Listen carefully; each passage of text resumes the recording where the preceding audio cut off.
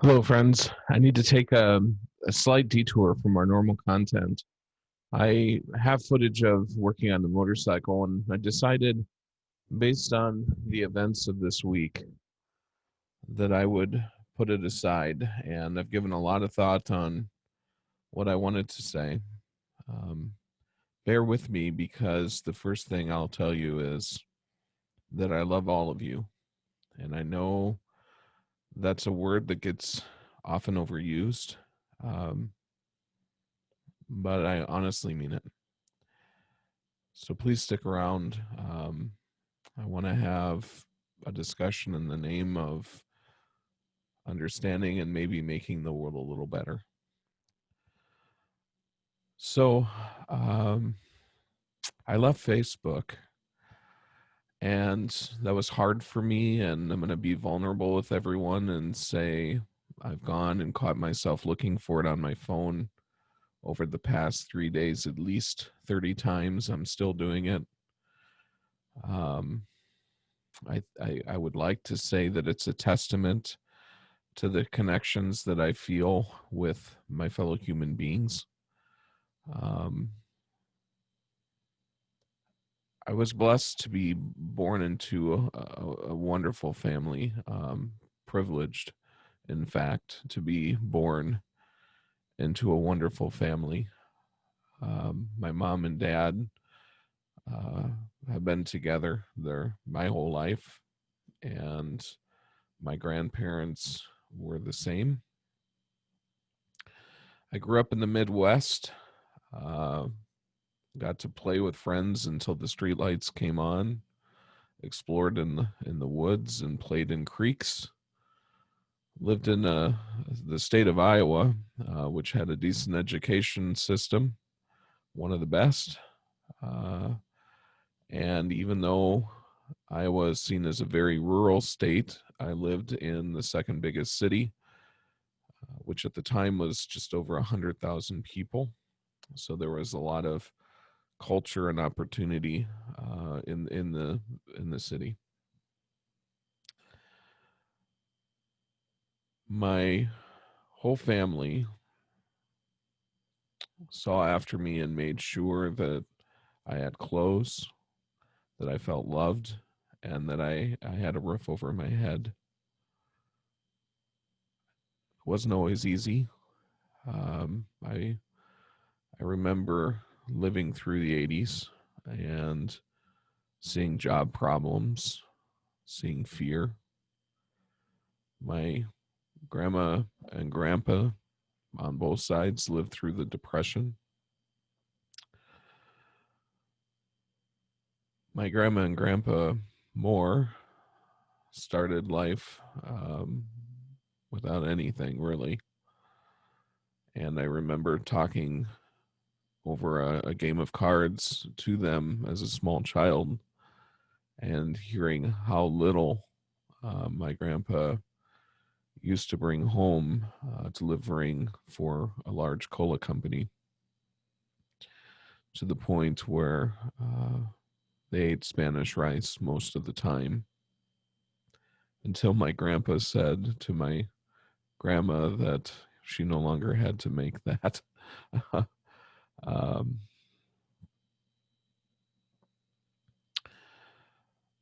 I've heard a lot over the last 20 or so years about how the United States is the number one superpower in the world. But I always grew up knowing it as the melting pot, the number one opportunity in the world. And my experiences as a child reflected that. And it definitely has shaped the way I view the world.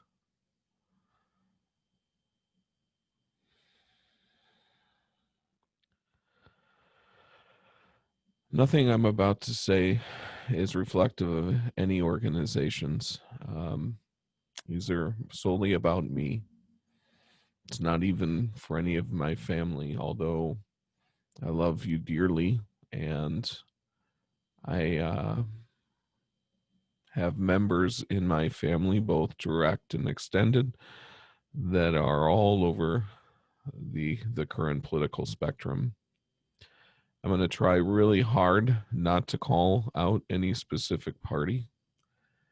And really what I want to talk about is where are we and how can we get to a place where we don't have to agree with each other, but we're able to hold each other's hands. I'm writing a book. I have been for a year and a half, and I feel more compelled now than ever to continue writing it. And it's up on my website that I'll put in down below, important-journey.com. And it's not really a religious writing. Maybe you could call it spiritual. But I make a statement. There's a framework of things that came to me that I thought were important to write about. And the first one is truth is uniquely bound to a soul's witness. And the reason I said that is because we are each living the world through a first person perspective. And given that we are just one person amongst many, many others, it's important for us to realize that our view of the world is limited to the experiences and understanding of it through our own eyes. I wish I could claim this idea as my own, but it comes from a mixture of things, including lessons from my family and watching my grandparents and my parents and aunts and uncles and cousins, socializing with all kinds of different people. And like I said, they were a blessing because they really inspired and led me to want to do that in my own life. It also came from a wonderful experience that I had in right before going into college, where I was introduced to Dr. Stephen Covey. And I got to tell you, I went from high school in Iowa to college in Eau Claire, Wisconsin, knowing not one person. It was a major stretch in my comfort zone. And it would have never likely happened if it wasn't for that Summer Leadership Institute, where I made on the order of 100, 150 friends before coming onto campus. And I'll never forget the responses of friends I made after getting to campus about all the people that I knew and how was that possible. And I was proud of that and maintained it all through my time there and really through life, because it was something that I held dear in my heart and wanted to emulate for my own family. And these friends, I tried every day, still try every day, to treat them like family. And that's why I led by saying that I love you, because in truth, I might not always agree with you, and there may be days where I'm not really happy with you, but I love you.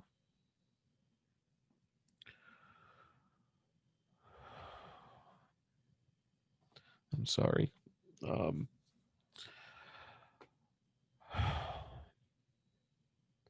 I'm afraid that we as a people, because we're too worried about who has power, we've gotten away from seeing the opportunities. And addressing the blessings that we each have and using them to lift up our neighbors, have moved away from a land of opportunity to a land obsessed with maybe the not so positive things. And we have a choice. We can focus on the things that are great and leverage them to improve and become better, or we can be reactionary and focus on all the bad things. And here's the thing. I have always thought extraordinarily highly of Gandhi, Dr. Martin Luther King Jr., multiple religious figures, because of the positivity and the change that they were after using love. I think it's inspiring and extraordinarily effective. On the flip side, there have been others that have tried to use hate and violence to install that same thing, that same change. They may have gotten immediate gratification, and certainly I'm sure that the vengeance and the revenge gave their own soul personal gratification in the short term. But those did not have, in my opinion, long-time positive impacts to the human family. And I'm scared right now, honestly, because we as a family seem to have gone to the polar opposites of the spectrum, making it impossible for us to hold hands, making it impossible for us to talk and build upon the things that are truly great. And instead, even if we talk about the things that are great, we're still in our actions focused on things that we perceive as bad, and we judge. And the person that has the loudest voice wins. We don't really spend the time to listen. And invariably, both sides don't feel heard or don't understand each other, and they turn to violence. They turn to judgment.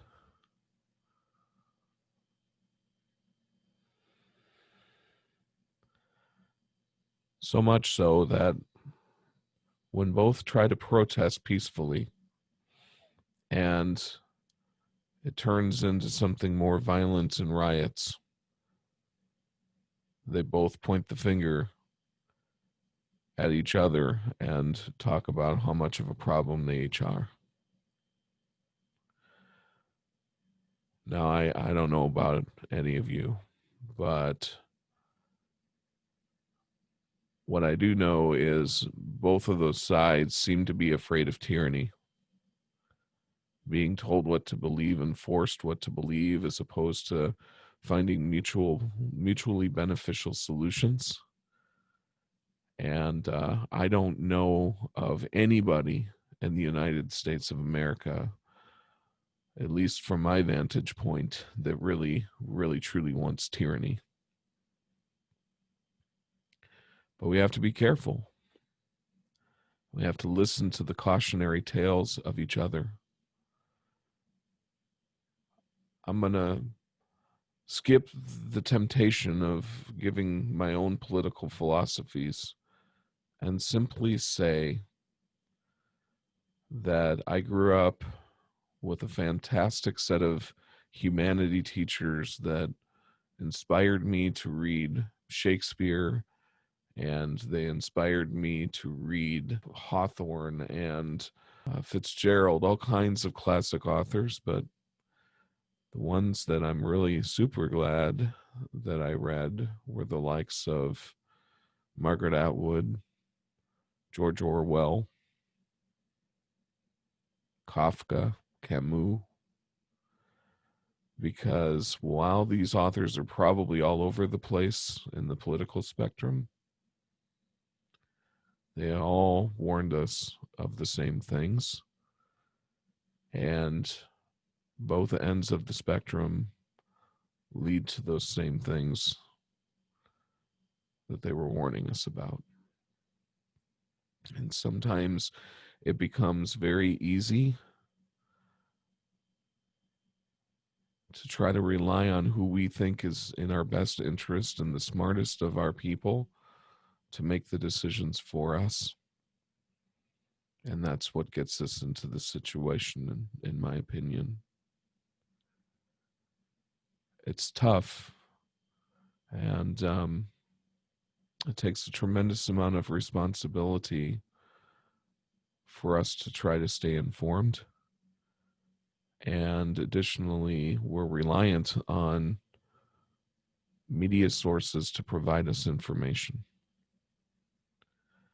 I'm going to tell you right now, in my opinion, it's almost impossible to get the whole story from a single source, even multiple sources, especially when things are being marketed to us based on what's being tracked. And if you're relying purely on information off of the internet based on what's getting served to you, you're not getting the whole story. I hope and really aspire to always listen to what other people have to say and be open to it, even if it's not easy, or I fight the urge to venomously disagree with outrage when somebody says something that I think is not right. I think that we do need laws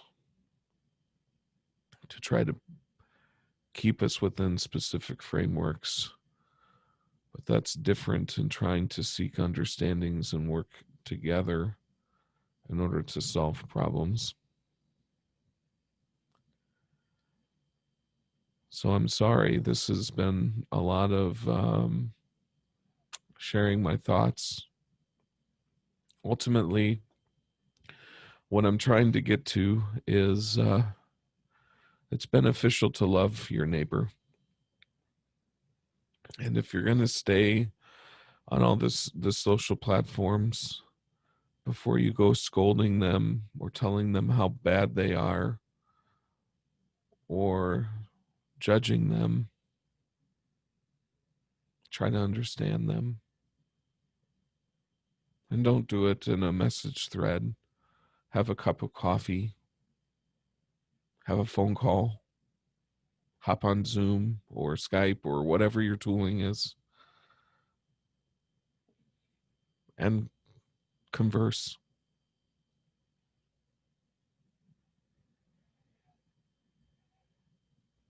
I heard senators say that he's a member of his party.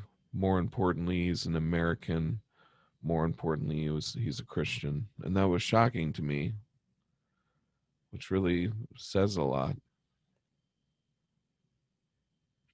Why was it shocking? Because in today's world, to admit your Christianity in a forum like that has almost become taboo.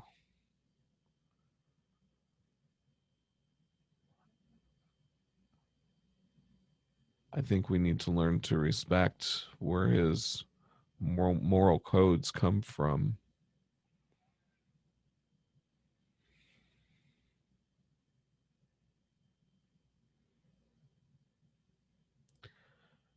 And if we're going to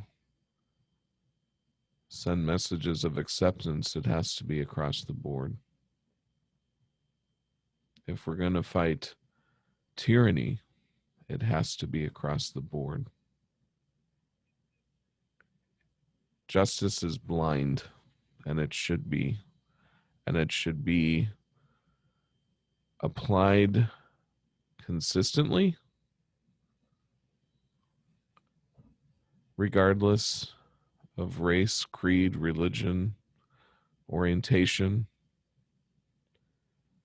and it should also be applied consistently to, regardless of your stature, place in society, or wealth. I think it's unarguable that we have places to improve there. We've seen protests and marches, even in my lifetime earlier, not just within the last 2 to 3 years, even though you're seeing tremendous media coverage, that I've in fact taken part in, because I believe we can do better. And you shouldn't get off the hook because you're a multimillionaire. You shouldn't get treated differently because of your stature in the world. Our laws are applied so that we can coexist in harmony as a family. And if we question them, or we think there could be something that's better, regardless of the process or forum, I'm just talking about the dialogue now, it doesn't make someone bad or evil.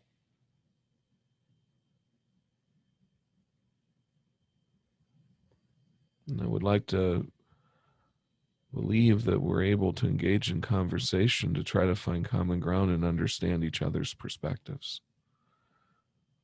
This is how the melting pot occurs. This is how we stay a family.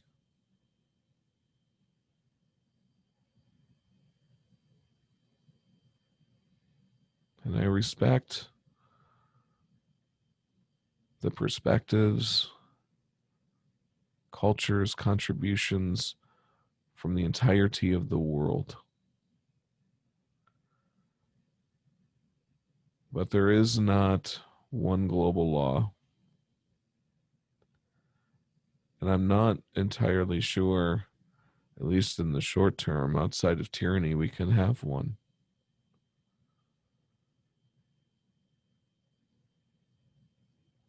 So the processes of our laws and the conversations are important, because if we try to be respectful to all the laws of the world and apply them to our own, this is why there are so many wars across the world, because we all don't see things the same way. And like I said, I respect that. I really, really respect that.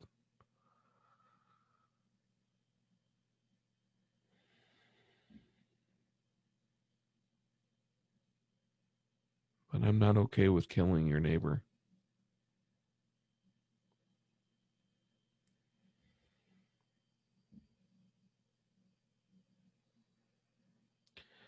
Anyway, I don't want to risk going any more in depth in politics. I just wanted to take a second and hopefully give some of you pause. Let you know I love you and that I care about you. And most importantly, to say there's hope, and to plead with you to continue to spread light and bring hope. Because if we lose hope, we've lost everything that's important.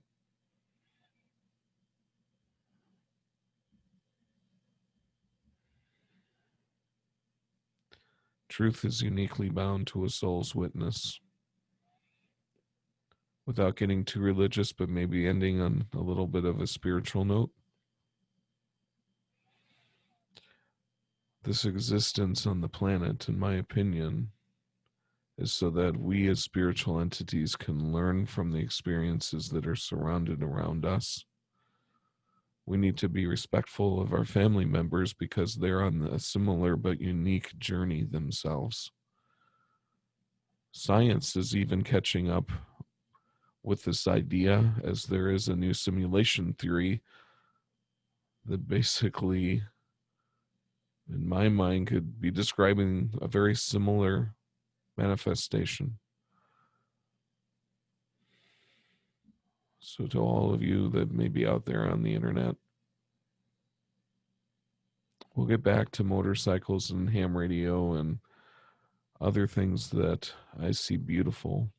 And please, from the bottom of my heart, continue to see the beautiful things that are around you every day.